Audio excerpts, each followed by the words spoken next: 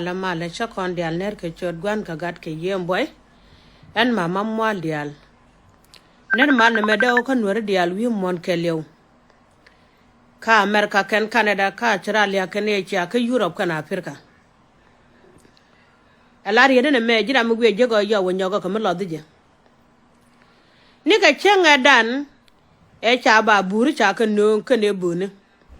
e cheng get ka luai do dor mi chwala nuar ke lew mi jinuar di tele get ka luai mi di de long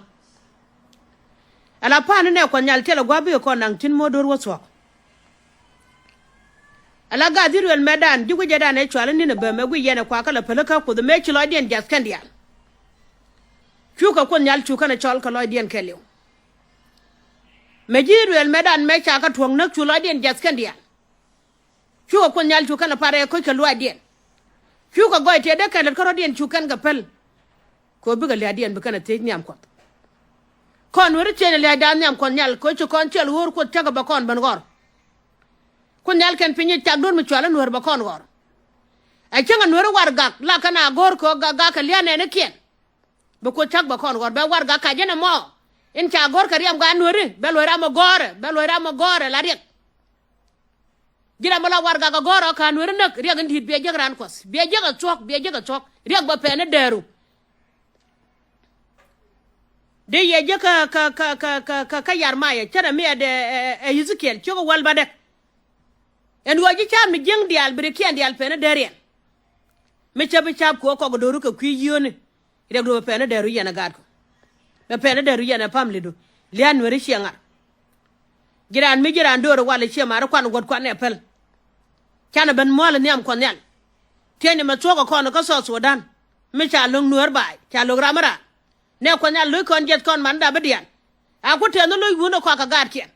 yen mena loy kon jet wanya bi ne ko no go jal na ka bi ne je bu ko tag ba ko liej a jen ma su jogor ban ko nan ma mol di al wi mon ke lew mi jin tiang wara wala be tini ko dal ba cha ba chol ko du ko da ba chole de dor chang nuore ko ga da ko kon man da ba gad ka gad kon chwana doran pelia to kon tin tele me da loy rantes yen mama mo lel tel me tel loy de me daga dora me suk dora tele tel loy cheme chala ra gad ne bintiyo en go ki mo yen bono don dang bene ma ji bene yolat kare jaga lep taga me ka ta mang ne ga te ma tong dian dunu ko chaga jakel ga jakel community dan kun yal baga mo ke dey ku dala dey no ngwa mi ko no ngaje kan no ado lo den jaga bum chala ro je tarun bi bandop kel bi ban joy do dang baraw dol gad ka boma ye ko dial ka kel ke je tara ko do anore adoran cha ya ga chukun yala cha wune baga da kel ye kon man kun tingne ko long ba pa long baga kon yal ko da ba ko chon e je ngoro bala ye no dial chi ma kon man da ba ko cham ra ke wune buray ni ngana gad ke ti de jambor jala gad ka ton e kan gad ke de gwejete la wang de jambor kune dial de chen gwejen de jambor wanda jen gwejen nyam de mon ko la je cha man ko kan gwana ko benak ke te rien me cha la gad yen wune le ngaja kan gwana ko chi ga ne luk